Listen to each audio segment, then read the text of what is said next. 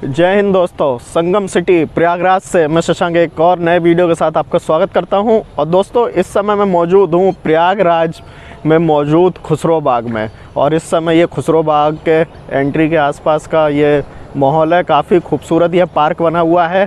तो और इस पार्क का इतिहास भी बहुत ही ज़्यादा पुराना है और अक्सर सबसे ज़्यादा पसंद किए जाने वाले टूरिस्ट स्थलों में से एक है ये प्रयागराज का खुसरो बाग।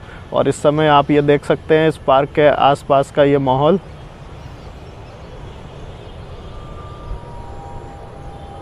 अगर आप नेचर लवर हैं, पर्यावरण प्रेमी हैं, तो ये पार्क सिर्फ़ और सिर्फ आपके लिए बना हुआ है। और जब भी आपका कभी प्रयागराज आना हो तो इस पार्क में आकर एक बार ज़रूर समय बिताएं। तो चलिए दोस्तों, अब हम बात करते हैं इस पार्क की।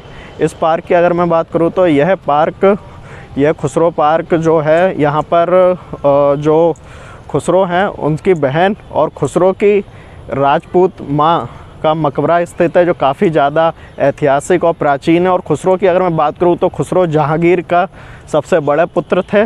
तो दोस्तों चलिए, वीडियो में बने रहिए। अब हम चलते हैं उस मकबरे के पास जहाँ पर वह मकबरा मौजूद है। और इसकी मैं बात करूँ तो यह पार्क भारत के स्वतंत्रता संग्राम में भी शामिल था।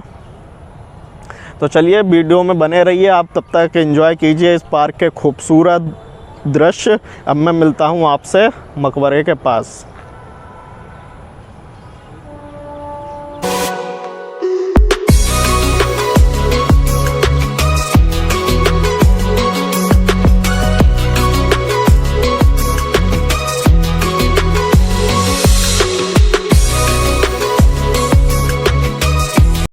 तो दोस्तों, जैसे ही आप पार्क से अंदर एंट्री करेंगे, यहाँ पर आपको एक फाउंटेन देखने को मिलेगा जो शाम के समय चलता है और रंग बिरंगी लाइटों के बीच बहुत ही ज़्यादा खूबसूरत लगता है। और यहाँ पे कुछ बच्चे भी आए हुए हैं। Hello, what's your name? क्या नाम है आपका? चलो भाई, बच्चों को डिस्टर्ब नहीं करते, बच्चे घबरा गए। तो आप ये देखिए ये पार्क। और इस समय अभी फाउंटेन वगैरह नहीं चल रहा है। और जैसे ही आप अंदर एंट्री करेंगे, इस साइड में भी आपको वॉक करने के लिए भी यहाँ पे काफ़ी लोग आते हैं। और शाम का समय है और शाम के समय काफ़ी ज़्यादा अच्छा लग रहा है यहाँ पे आकर। और कई लोग आप जैसे यहाँ पे देखेंगे भी आसपास बैठे हुए हैं, अपनी फैमिली वगैरह के साथ आए हुए हैं। और चलिए, अब हम चलते हैं दोस्तों मकबरे के पास। और आपको मैं मकबरे का जो इतिहास है उसके बारे में भी हम आपसे जानकारी शेयर करेंगे। तो वीडियो में बने रहिए।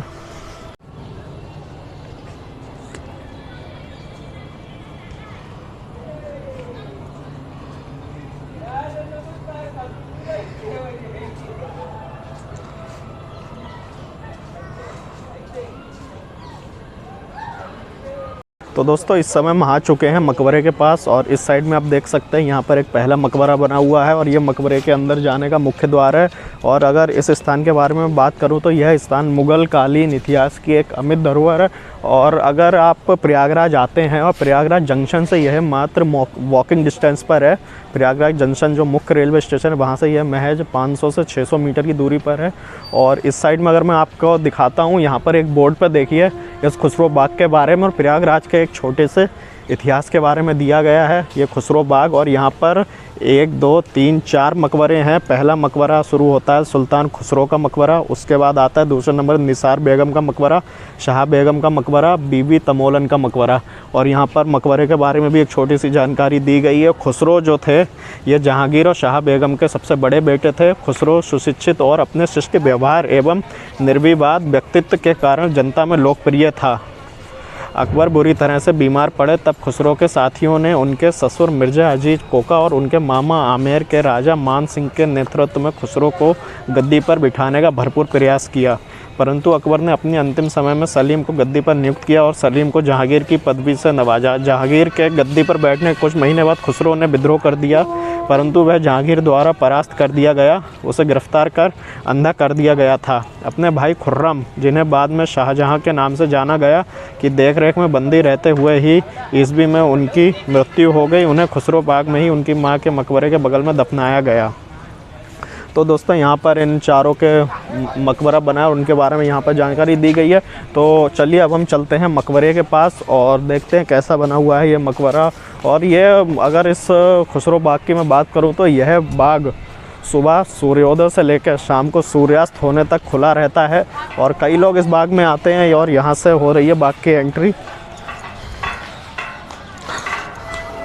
और यहाँ पे आने के लिए आपको कोई टिकट वगैरह नहीं लेना पड़ेगा, सब फ्री ऑफ कॉस्ट है। और इस साइड में ये देखिए ये मकबरा है और एक मकबरा आप इस साइड में भी देख सकते हैं जहाँ पर कई लोग बैठे हुए भी हैं, बैठकर कुछ आनंद ले रहे हैं। और एक मकबरा उसके आगे बना हुआ है। तो दोस्तों काफ़ी ज़्यादा ऐतिहासिक और प्राचीन धरोहर है ये, जिसको हमें संभाल कर भी रखने की ज़रूरत है। और यहाँ पर लिखा भी गया है एक शिलापट पर, स्मारक पर चढ़ना, लिखना एवं गंदगी फैलाना सख्त मना है।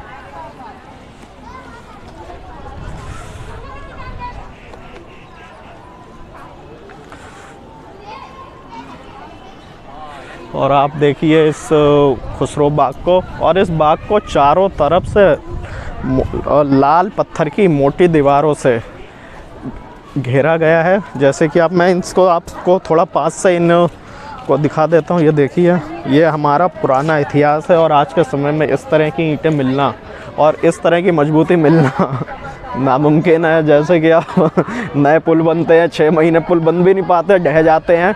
तो आप इसी से अंदाज़ा लगा सकते हैं कि पहले के कारीगर कितनी मेहनत से और कितनी शिद्दत से काम किया करते थे। और इस बाग के बारे में ऐसा भी कहा जाता है कि यहाँ पर लोग मन्नत मांगने आते हैं, जब उनकी मन्नत पूरी हो जाती है तो यहाँ पर वह घोड़े की नाल को बांध कर जाते हैं। और कई लोग यहाँ पर आए हुए हैं। थोड़ा और मैं आपको घुमाता हूँ इस बाग को। ऊपर भी देखिए कई लोग बैठे हुए हैं। चलिए इस साइड से अब हम भी थोड़ा सा चलते हैं मकबरे के ऊपर और देखते हैं, थोड़ा और करीब से आपको मकबरा दिखाने का प्रयास करेंगे।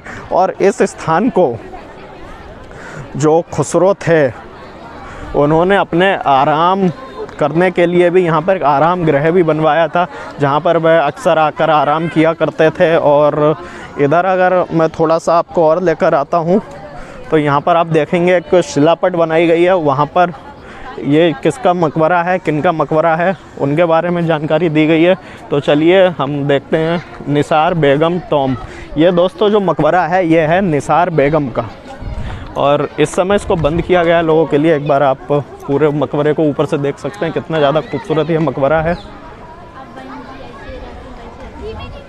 और शाम के समय सूर्य की रोशनी के बीच और भी ज़्यादा खूबसूरत लग रहा है ये मकबरा। यहाँ पर इस मकबरे के बारे में जानकारी दी गई है। निसार बेगम खुसरो की बहन थी। निसार बेगम का मकबरा शाह बेगम के मकबरे के समीप स्थित है। इस मकबरे का निर्माण 1624-25 में स्वयं उन्हीं के द्वारा खुसरो के मकबरे के निर्माण के समय ही किया गया था। यह मकबरा कभी भी समाधि के रूप में प्रयोग नहीं किया गया। इस मकबरे की वास्तु संरचना बहुत ही प्रभावशाली है। यह मकबरा एक ऊंचे चबूतरे पर बना है। मकबरे के आंतरिक भाग को पुष्प, मेहराब, सनोवर के वृक्ष एवं तारों को वृत्ताकार ढंग से प्रस्तुत कर सजाया गया है। तो दोस्तों यह था निसार बेगम का मकबरा। अब हम और आगे चलते हैं और एक और मकबरा है, उसको भी देखते हैं कि वह किनका मकबरा है। और इस समय आप देख सकते हैं कई लोग इधर, कई बच्चे आपको कबड्डी खेलते हुए भी दिखेंगे। कबड्डी में तो हमारा देश हमेशा से ही इतिहास रचता है और आज तक वर्ल्ड कप में कभी नहीं हारा है। लगातार वर्ल्ड कप में कबड्डी में विश्व विजेता बना है। Hello, what's your name? My name is Veer Kishorwani. कहाँ से आए हो आप? अच्छा, तो कैसा लग रहा है यहाँ पे आकर? यहाँ पर तो मैं रोज ही आता हूँ, ये अच्छा। मेरे लिए कोई नई बात नहीं है। तो ये आए हैं क्रिकेट खेलने, छोटे से बच्चे हैं। मैं हूँ, बस। तो अगर मैं आपको और थोड़ा सा इधर दिखा देता हूँ दोस्तों, यह मकबरा है खुसरो टॉम। ये खुसरो का मकबरा है।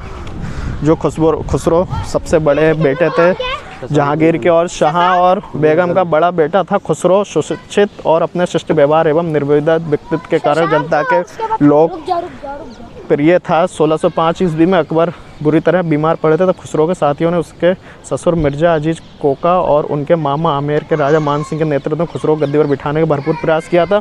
और एक बार मैं आपको और खुसरो का मकबरे को थोड़ा और करीब से दिखा देता हूँ। इस स्थान पर मैं जूते पहनकर नहीं जाऊंगा, क्योंकि जो हमारे देश की मुग़ल काल की ही सही जो धरोहर है उनका हमें मान सम्मान करना चाहिए आज भी। और आप करीब से देखिए कितनी ज़्यादा मजबूती के साथ आज भी ये मकबरा बना हुआ है। और हमारे साथ जुड़ गए हैं कुछ छोटे मोटे बच्चे तो चलिए दोस्तों वीडियो में बने रहिए। अब हम मिलते हैं आपसे इस खुसरो बाग में मौजूद आखिरी मकबरे के पास। हाँ,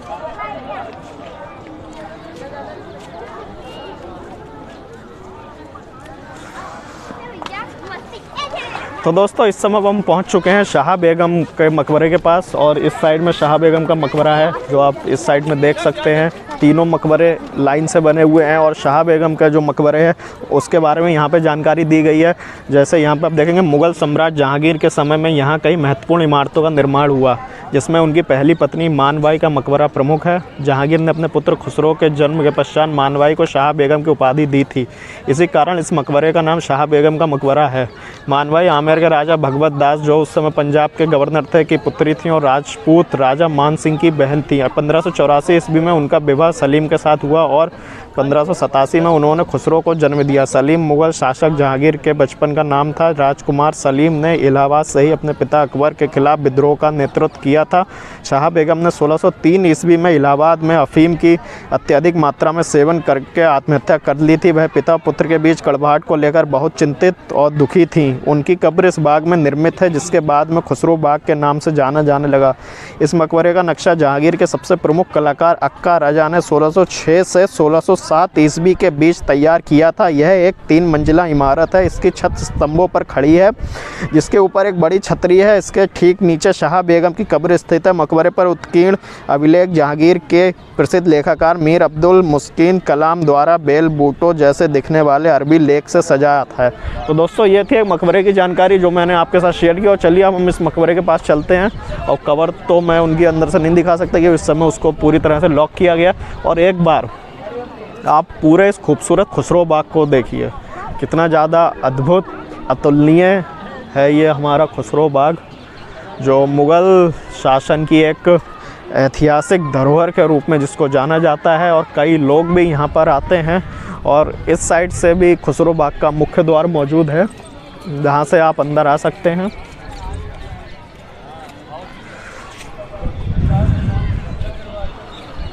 तो चलिए दोस्तों, संगम सिटी प्रयागराज से इसी के साथ इस वीडियो में इतना ही। आई होप आपको ये वीडियो पसंद आया हो। पसंद आया तो प्लीज़ इस वीडियो को लाइक करें, शेयर करें, कमेंट करें। धन्यवाद। जय